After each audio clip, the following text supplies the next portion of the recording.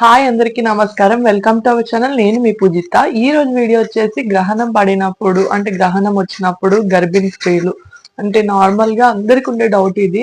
కదలొచ్చా కదలొద్దా food తినొచ్చా అని చెప్పేసి. సో చాలా వరకు సైంటిఫికల్ గా ఎన్ని ప్రాక్టికల్ గా చేసి చూపించినప్పటికి కూడా మన నమ్మకం అనేది మనకు ఉంటది.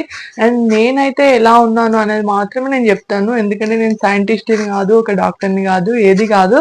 బట్ నేను ఎలా ఫాలో అయ్యాను మాత్రమే ఈ వీడియోలో చెప్తాను. మళ్ళీ కింద కామెంట్ చేయకండి మీరేమైనా సైంటిస్టా, సైన్స్ పరంగా చూసుకోండి అట్లా ఏమి ఉండదు అనకండి.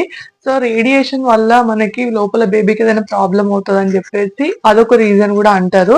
సో అందుకోసం అని గ్రహణం పడినప్పుడు బయటకు వెళ్ళొద్దు అని చెప్తారు. లోపల అయితే కదలకుండా ఉండాలి అని చెప్తారు ఇంట్లో కూడా. సో అది ఎంతవరకు కరెక్ట్, ఎంతవరకు రుజువైంది అనేది పక్కన పెడితే మన జాగ్రత్తలో మనం ఉండేది బెటర్ కదా. సో అందుకోసం అని ఒక ఛాన్స్ తీసుకోవద్దు ఒక బేబీ విషయంలో. సో ప్రతి ఒక్క పాయింట్ ని కూడా మనం జాగ్రత్తగా తూచి మనమైతే ఫాలో అవ్వాలి. పెద్దలు ఊరికేనే చెప్పరు కాబట్టి. సో నేను చెప్పేది ఏంటిదంటే గ్రహణం పడిన టైంలో ఖచ్చితంగా మన ప్రెగ్నెన్సీ లేడీస్ ఎవరైతే ఉంటారో వాళ్ళైతే బయటకు వెళ్ళకండి. అండ్ మొన్న కామెంట్ అయితే వచ్చింది మనకి 14th మార్చ్ అంటే హోలీ రోజు గ్రహణం ఉందా లేదా అని చెప్పేసి డౌట్ తో కామెంట్ చేశారు. సో లేదు, మన దేశంలో అయితే లేదంట, సో వేరే దగ్గర ఉందంట.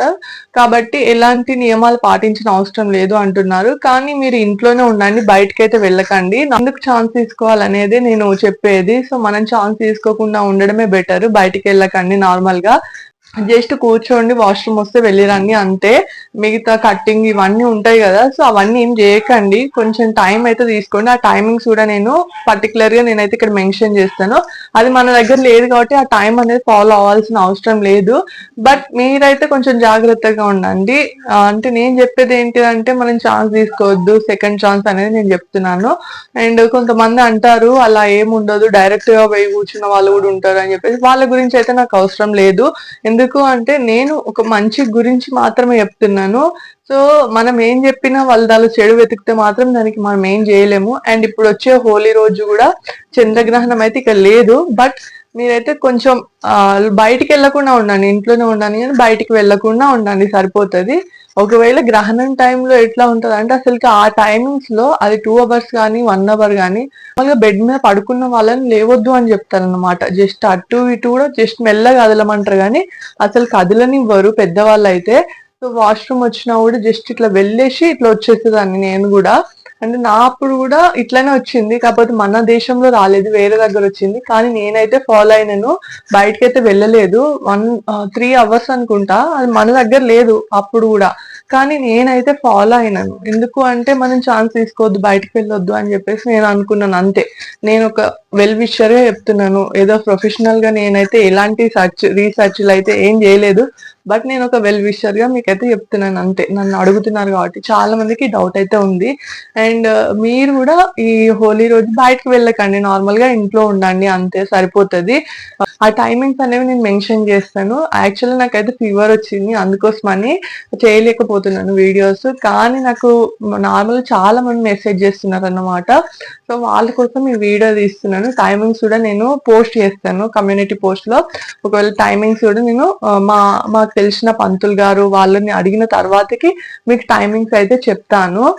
బట్ ఇప్పుడైతే వీడియో అయితే అప్లోడ్ చేయాలని చెప్పేసి నేను స్పీడ్ గా వీడియో చేస్తున్నాను. అందుకోసమని గొంతు రావట్లేదు, నార్మల్ గా గొంతు అయితే పెయిన్ ఉంది, రావట్లేదు అన్నమాట. సో ఇది కాబట్టి మీరు మనం జాగ్రత్తలో మనం ఉండాలి ఖచ్చితంగా. ప్రెగ్నెన్సీ లేడీస్ మెయిన్ గా ఉండాలి. కాబట్టి బయటకైతే వెళ్ళకండి, నార్మల్ గా ఇంట్లోనే ఉండండి. అండ్ గ్రహణం రియల్ గా ఉన్న టైంలో మాత్రం అసలు కదలొద్దు. అండ్ గ్రహణం టైంలో నార్మల్ గా మేము రియల్ గా గ్రహణం పట్టినప్పుడు ఏం చేస్తామంటే అన్నిటి మీద, మనం తినే ఫుడ్ మీద, అంటే నార్మల్ గా బియ్యము, పప్పులు, ఉప్పులు, మనం వండుకున్న వంట ఏదైనా మీదైనా వాటర్ మీద, అలాగే ఇంటి పైన కూడా గరిక పూసుంటది, గరిక ఉంటది కదా, గడ్డి పరకనైతే వెయ్యాలి. అలా వేయడం వల్ల చెడు దృష్టి అయితే వాటి మీద పడదంట. సో ఆ టైంలో గ్రహణం ఉన్న టైంలో నార్మల్ గా ఉన్న వాళ్ళు కూడా వాటర్ అయితే తాగము. మా సైడ్ అయితే మేమైతే వాటర్ కూడా తాగము. గ్రహణం ముందే వాటర్, అన్ని ఫుడ్ వాటర్ అంతా అప్పుడే చేసుకుంటాము. గ్రహణం టైంలో వాటర్ కూడా తాగకపోయేది అన్నమాట. అప్పుడు నార్మల్ గా ఒకవేళ దాహం ఎక్కువగా అయితే ఇక తప్పదు కాబట్టి అప్పుడు తాగేది. కానీ యాక్చువల్ అయితే మొత్తానికి మనం ఫుడ్ అయితే తీసుకోవద్దు అంటారు. ఫుడ్ అయితే మెయిన్‌గా తీసుకోవద్దు గ్రహణం టైంలో. ఎవ్వరైనా ప్రెగ్నెన్సీ వాళ్ళైనా, ప్రెగ్నెన్సీ లేకున్నా గూడా అంటే నార్మల్‌గా గ్రహణం ఉన్నప్పుడు చెప్తున్నాను. హోలీ రోజైతే గ్రహణం మన దేశంలో అయితే లేదు. అండ్ వేరే దేశంలో ఉన్నది గానీ, ఆ టైమింగ్స్ అనేవి నేను మెన్షన్ చేసి పోస్ట్ పెడతాను. కాబట్టి మీరు మన ఛానెల్ సబ్స్క్రైబ్ చేసుకొని బెల్ ఐకాన్ క్లిక్ చేయండి. అయితే ప్రతి వీడియో యొక్క నోటిఫికేషన్ అయితే మీకొస్తది. సో, బెల్ ఐకాన్ అయితే క్లిక్ చేయడం మర్చిపోకండి. ఇది గ్రహణం గురించి అయితే. సో, గ్రహణం వచ్చినప్పుడు మేము ఎలా ఉంటాం అనేది ఇప్పుడు చెప్తున్నాను అంతే. గడ్డి పరకైతే ఖచ్చితంగా వేస్తాం అన్నిటి మీద. చెడు దృష్టి పడకుండా ఉండడానికి.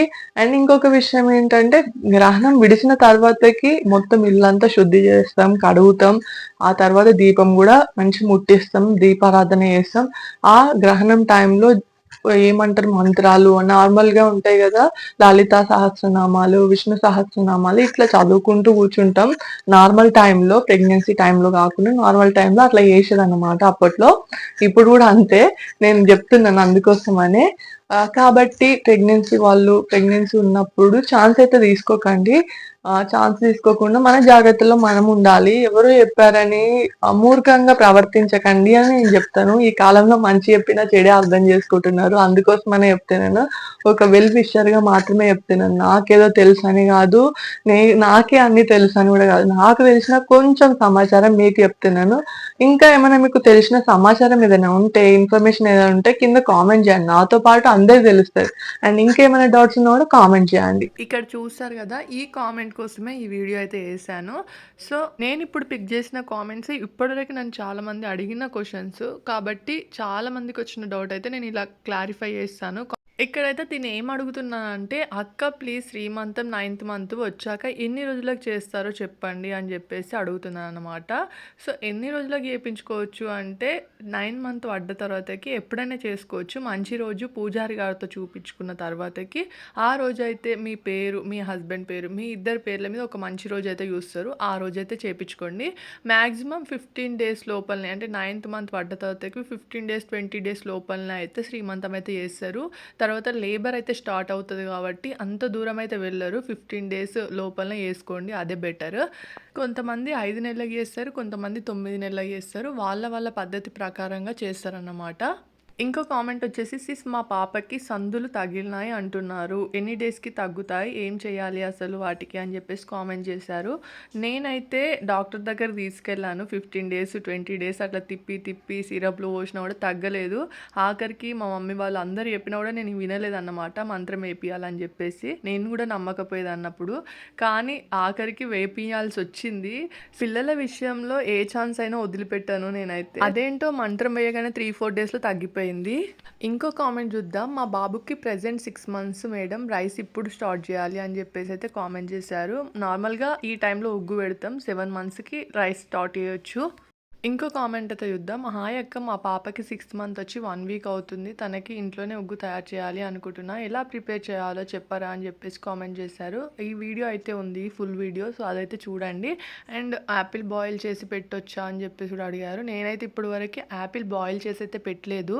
అండ్ ఉగ్గు స్టార్ట్ చేసినప్పుడు ఎన్నిసార్లు పెట్టాలి అని చెప్పేసి కూడా కామెంట్ చేశారు. స్టార్టింగ్‌లో 1 టైమ్ పెట్టాను మధ్యాహ్నం టైంలో. అండ్ కొన్ని రోజులకి 5, 6 డేస్‌కి 2 టైమ్స్ పెట్టాను. మార్నింగ్, ఈవినింగ్ లాగా. ఒక 20 డేస్ తర్వాత అయితే 3 టైమ్స్ పెట్టేశాను. Morning, afternoon, evening. నేనైతే అలా పెట్టాను.